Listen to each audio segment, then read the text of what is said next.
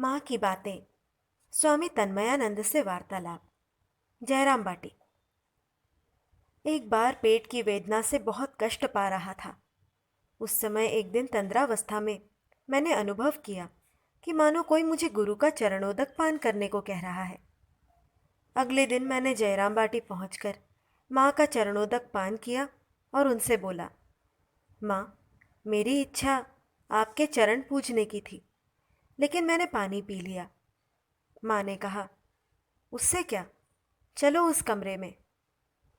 चरण पूजा हो जाने पर जब मैं माँ के दोनों चरणों को मस्तक पर धारण करने जा रहा था तो माँ ने कहा, पागल लड़का, पैर कहीं सिर पर रखा जाता है, वहाँ ठाकुर विराजमान है। मैं, माँ, मैंने तो ठाकुर को नहीं देखा। माँ, ठाकुर साक्षात भगवान है। मैं, ठाकुर यदि भगवान है तो फिर आप कौन हैं? माँ, मैं और क्या हूँ? मैं, आप तो इच्छा मात्र से ही ठाकुर का दर्शन करा दे सकती हैं। माँ, नरेन को ठाकुर ने स्पर्श किया था, उसी से नरेन चिल्ला उठा था, साधन भजन करो, उन्हें देख पाओगे। मैं, माँ, आप जिसकी गुरु है उसे और साधन भजन की क्या आवश्यकता? माँ, यह तो ठीक है, फिर भी बात क्या है जानते हो? घर में खाना बनाने का सारा सामान है, फिर भी खाने के लिए तो भोजन बनाना ही पड़ता है। जो जितनी जल्दी पकाएगा उतनी ही जल्दी खाने को पाएगा।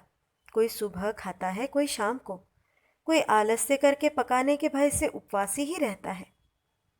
मैं, माँ, मैं यह बात नहीं समझ पाया। माँ, जो जितना अधिक साधन भजन करेगा वह उतना ही जल्दी उनके दर्शन पाएगा। नहीं करने पर भी अंत समय में तो दर्शन पाएगा ही, निश्चित रूप से पाएगा। किंतु जो साधन भजन न कर केवल गपशप में समय बिताएगा उसे देरी होगी। साधन भजन करने के लिए संसार त्याग किया है, सर्वदा साधन भजन नहीं कर सकते हो, यह जानकर ठाकुर का काम समझकर काम करने की आवश्यकता है। तुम अधिक कठोरता मत करना, तुम्हें उदर वेदना है, खाने के बारे में सतर्क रहना। यह रोग मारात्मक नहीं है पर कष्टदायक है। जब मैं कोयालपाड़ा आश्रम में था तो उस समय मेरा काम था रसोई घर की सफाई करना और पीतल की हंडी मांजना। उस समय बरसात के दिन थे। हंडी मांजते मांजते हाथ में घाव होने से कष्ट पा रहा था। एक दिन जयराम बाटी जाकर माँ को प्रणाम करने पर माँ ने पूछा, क्यों जी, ठीक हो तो? मैं, बहुत अच्छा नहीं हूँ। माँ, क्यों, क्या फिर से पेट का दर्द शुरू हो गया है? मैं, नहीं माँ, दर्द तो नहीं है, लेकिन हाथ में घाव हो गया है, दोनों समय हंडी मांजना पड़ती है। माँ, आकाश से गिरे तो खजूर में अटके, कहाँ संसार को छोड़कर आया कि भगवान का नाम लेगा, पर यहाँ तो केवल काम। आश्रम द्वितीय संसार है।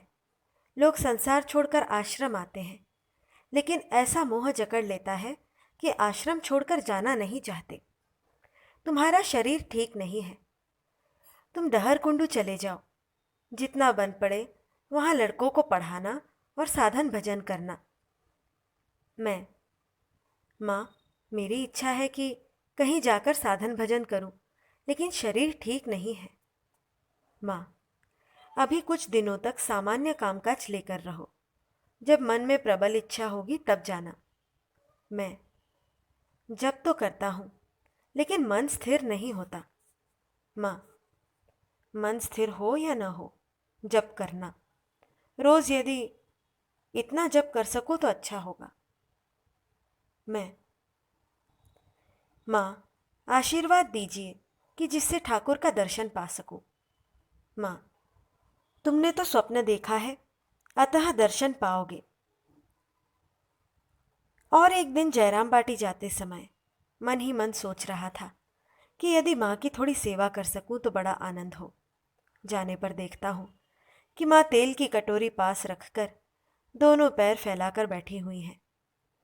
मैं वहाँ तेल माँ के पैरों में लगाने लगा।